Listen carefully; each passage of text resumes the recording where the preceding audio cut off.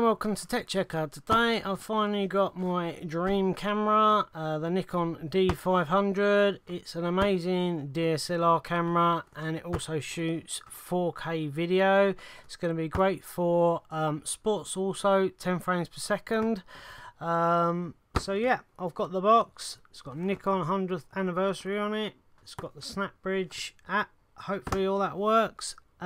This is just the body. The lens I've got with this is a 10 to 20 millimeter Nikon lens. I've also got some other Sigma lenses as well. So let's have a look. I haven't even opened this up yet. This has just come straight to me.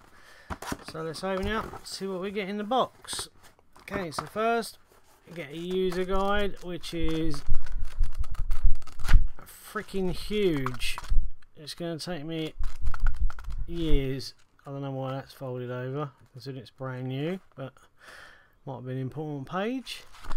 So that's the warranty, the user guide with warranty. God knows how many pages, over 400 pages, Jesus.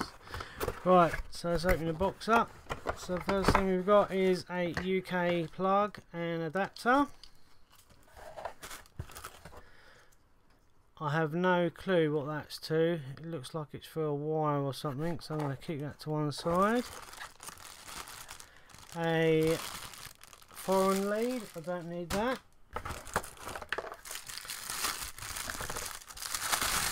A charger, I'm going to need that. Another one of these funny lead things, I'm not sure what that's for. Hopefully I'll find out soon. A battery. 7 volt 1900 milliamp. A USB 3 lead.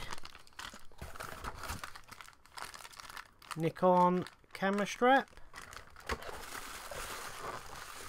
And then the body itself. So let's just put that to one side. I'm not going to use the camera strap for a minute. Well, first thing I noticed compared to my D7200 is this is a lot heavier.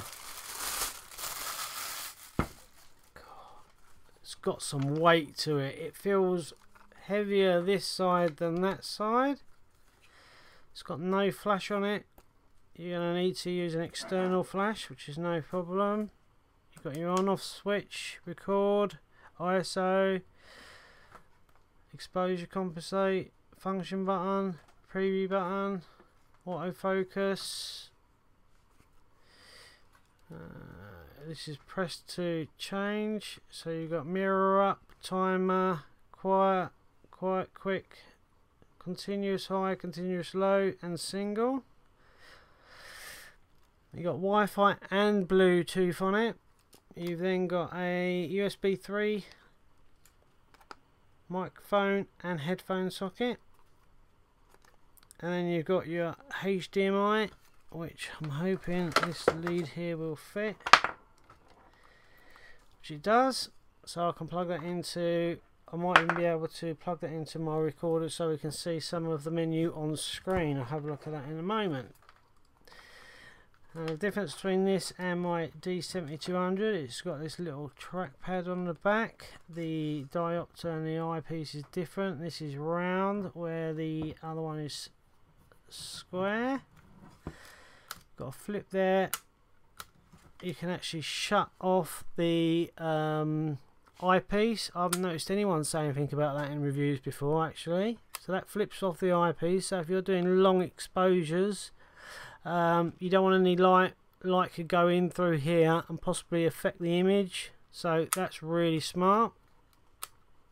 Take that off. No light's going to get through. I haven't seen anyone mention that. The diopter. Pull out to adjust it, turn it, press in to lock into place. The screen is obviously a touch screen.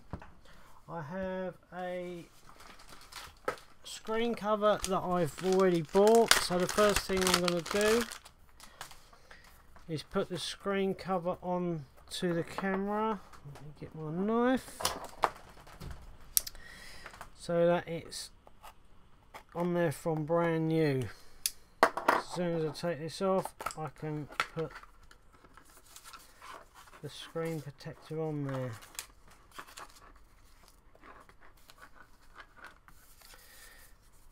Let's have a look. So these are hardened glass screen protectors. Right, so I'm going to peel this off. Just make sure no static on it. Take this one off.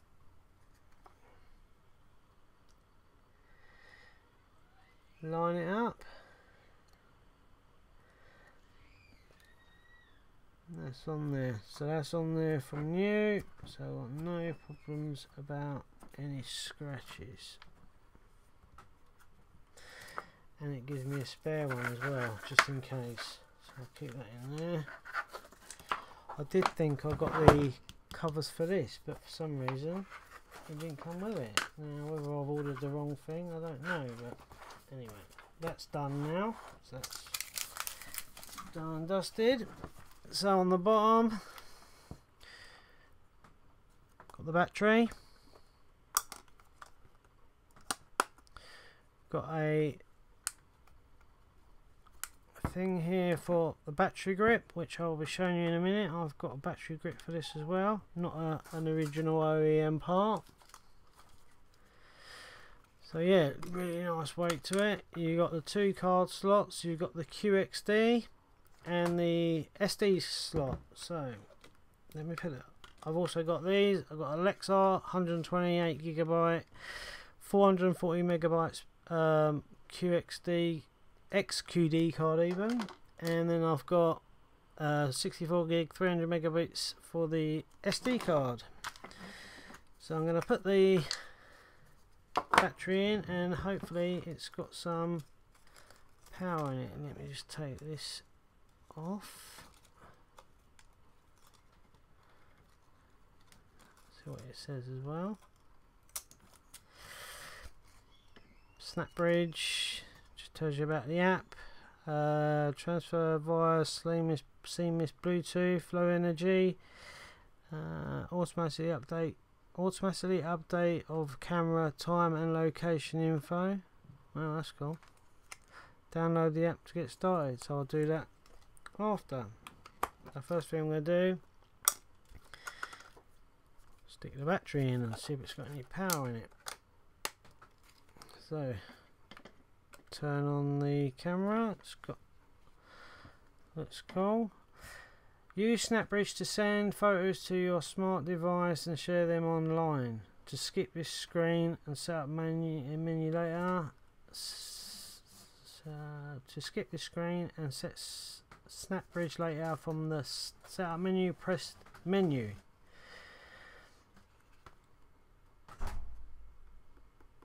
Where's menu? Okay, NFC, touch the camera to the smart device. Non-FC enables, press OK. Hello, what have we here? On your smart device, go to the app store, search for SnapBridge. After installing the app, right, where's my phone? I installed the app last night before I got the phone because I knew that I'm going to be needing it. Come on. Right, so there's the app, SnapBridge.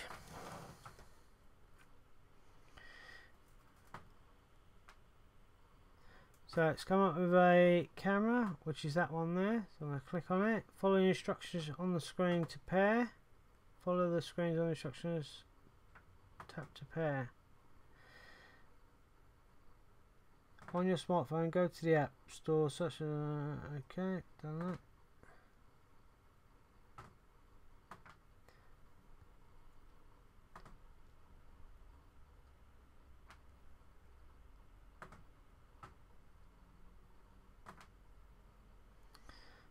Should be connecting to the camera.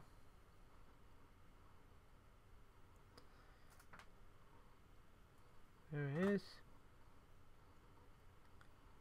Pair. Okay. Establishing a connection. Your camera is connected. SnapBridge will send photos from your smartphone as they are taken. So that's great. Sign up for Nikon ID and connect your camera and enjoy blah blah blah. Nikon image space member, sign up and get your ID now. So I'll do that later. I'll sign up later. Next, done the connection already. Gallery. Okay. So it gives you the opportunity of what size you want to download. 2 megapixels original. I'm going to leave it on 2 megapixels because if you're going to be uploading it to social media, you don't really want anything bigger than that. So I'm going to leave that for the moment. So next, download data from the smartphone. Sync the clock. So it's going to sync the clock, the time, the date, the whole lot. So everything's all done for me, and this is really weird for Nikon as well. Screen flips out, flips up.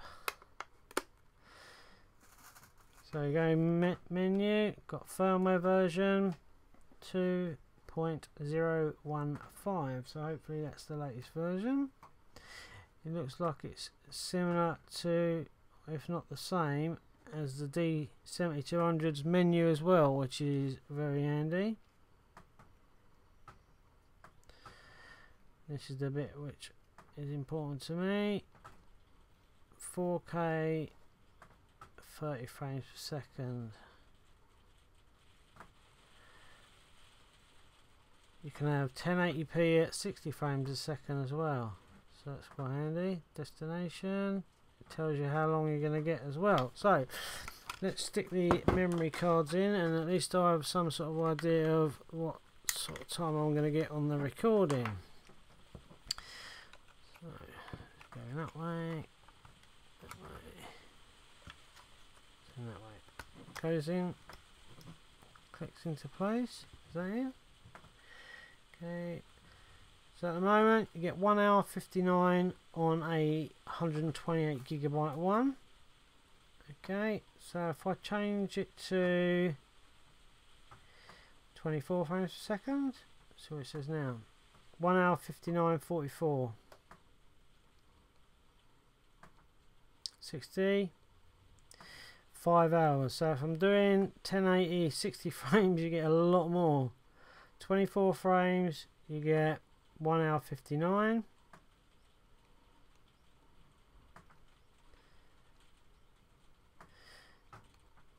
30 frames, you still get 1 hour 59. So I'm going to leave it on 30 frames. Right, let's stick the other card in. It's got 2 bits on it, this one. So I'll click that in, lock that into place, go menu, go back out of that, destination, so a 64 gigabyte will give you an hour basically.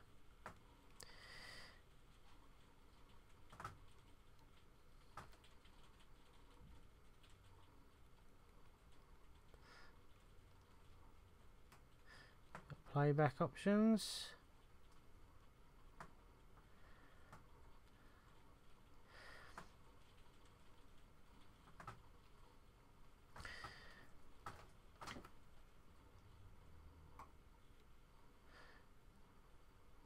Storage folder name, primary slot selection, can have it as a backup, JPEG, RAW to the primary, JPEG to the secondary, so that's probably what I'll do. There won't have any problems with slowing it down. Image quality, I want fine. Image size, large.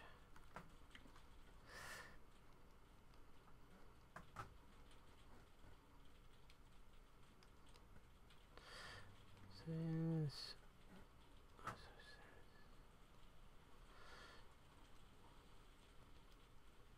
200, maximum sensitivity. Wow, goes right up to.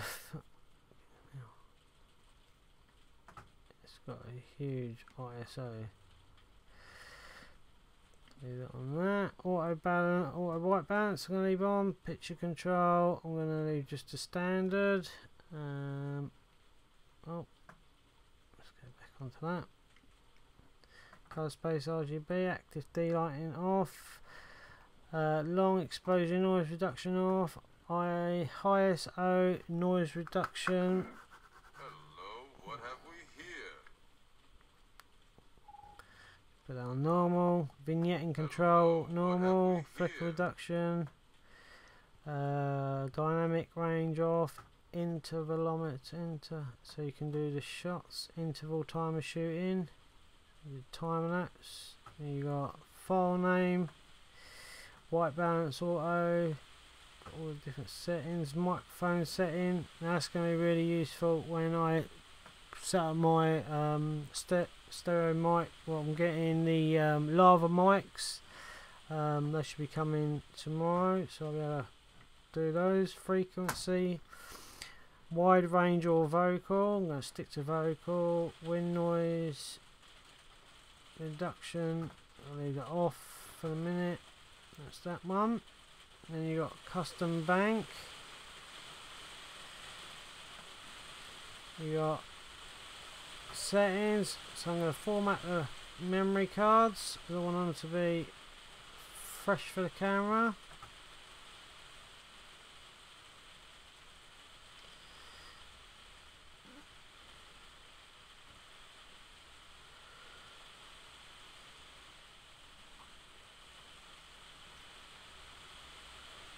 For some reason it's not letting me format the memory cards. Right, let's try the other way where you hold these two buttons down. Format.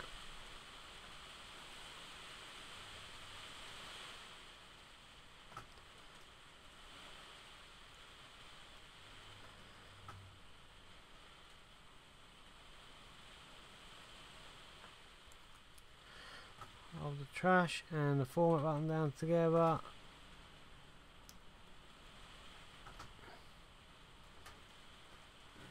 Come on.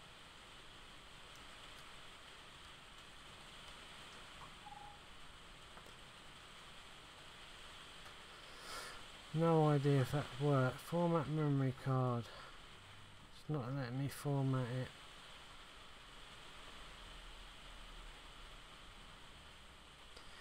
Why is this?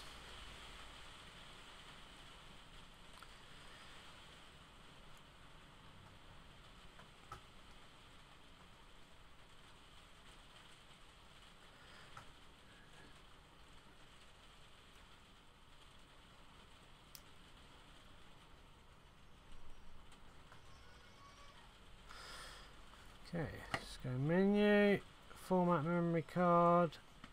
Yes, it still won't let me do it.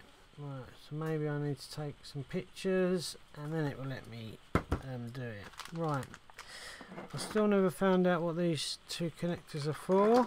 Just have a quick look in the manual even, see if it says anything in there. HDMI cable clip, USB cable clip. Right, so does that go so that when it's in the camera it stops it moving about maybe? Oh, there you go, look at that. So that clips into the camera, that's brilliant. And the same with the HDMI. So you get the lead, clips into the camera, that's not going anywhere then, so you ain't got no worries about knocking it or anything like that. So I bought a HDMI lead. I've actually got one. Got this one. It's 2 meters. This one is flexible. So I'm in a bit of a turmoil here. Mind you, this one's got an angle on it, so it's not going to be able to fit anyway. So I'm going to use the one that I bought. It's a newer version one anyway. So this is how it works. You basically plug this into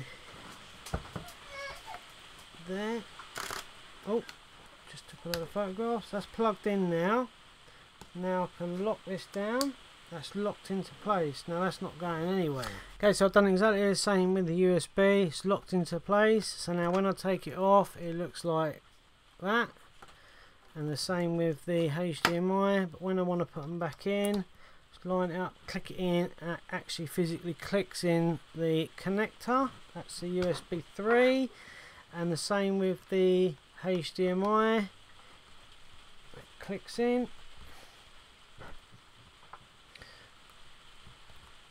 Like so. That's nice and flush now. So that gives you a lot more chance of that not coming out.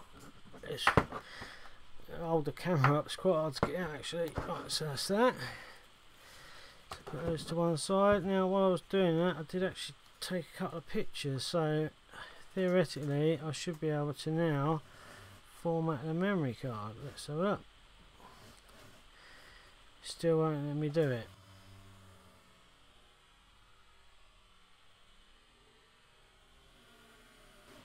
So I'm not too sure. Let's have a look. So at the minute there's an image there.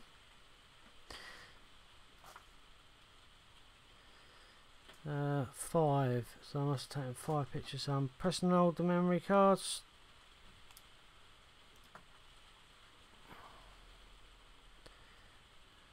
Press and hold the memory card. Move it down. It's formatting. Right, so if I press play, contains no images. So I can format it by pressing the buttons, but for some reason when I go to menu, format, it will not let me format it.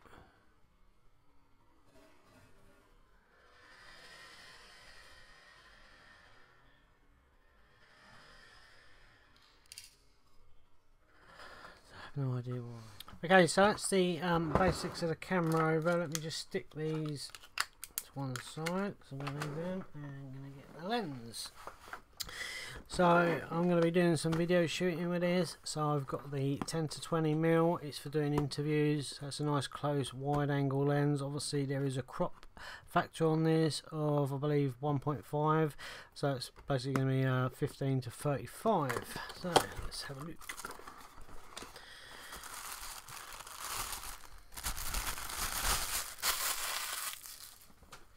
So you get a nice case, made of a really nice soft material. It's nice to have. Huge user warranty, user guide, but I don't think I'm going to need that. Lens petal, going to need that. And then the lens itself. So let's put those back in there.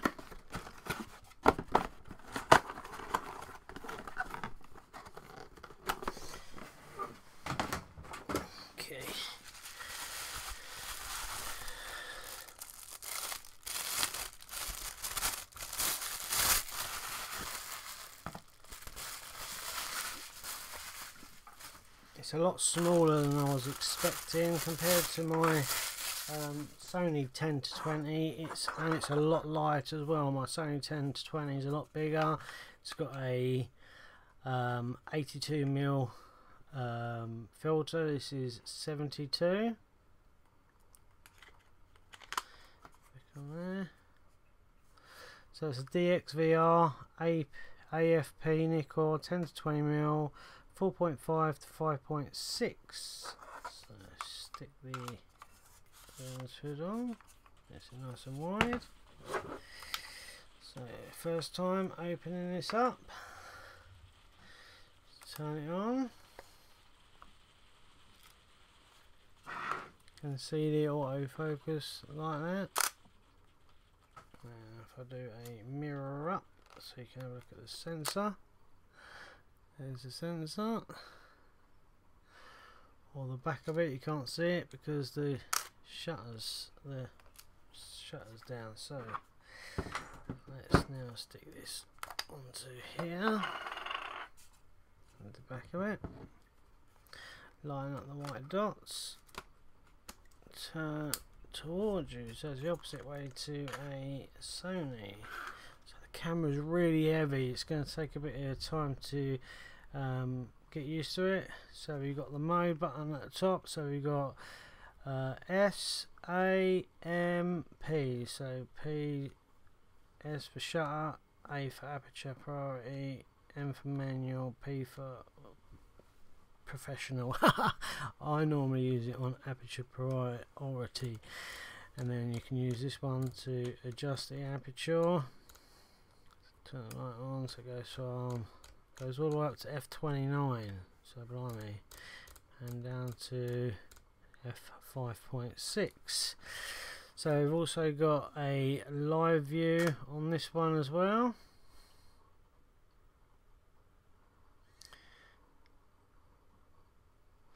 And at the minute it's also giving me a readout of the microphone, which is handy.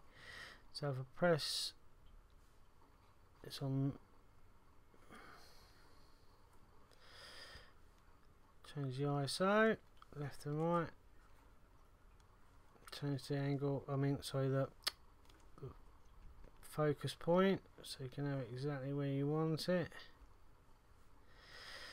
Get a focus point where you want it.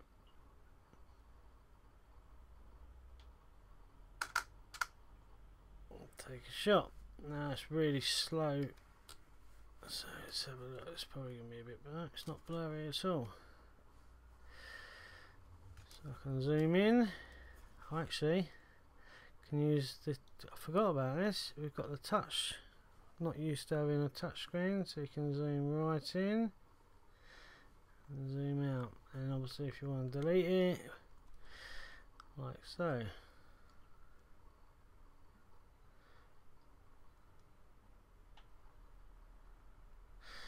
No picture, so let me just take a picture of my office back wall.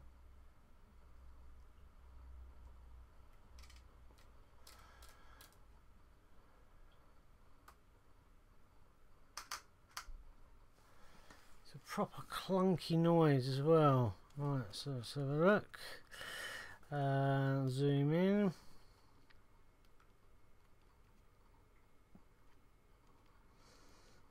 And you can also do manual adjustments. It's a bit blurry to be fair, but that's because it's such a wide angle lens. But yeah, obviously I've got this for filming, which it should be really good at. So I'm going to give this a test out, and I'll let you know how I'm getting on with it. And regarding the sports, I will also put some.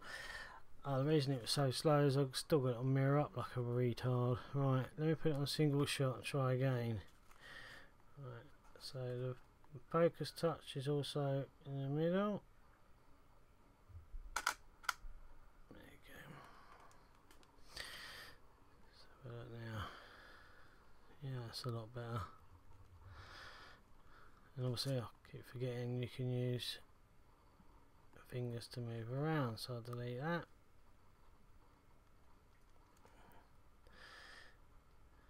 That's it. So yeah, I'll let you know how I'm getting on with it.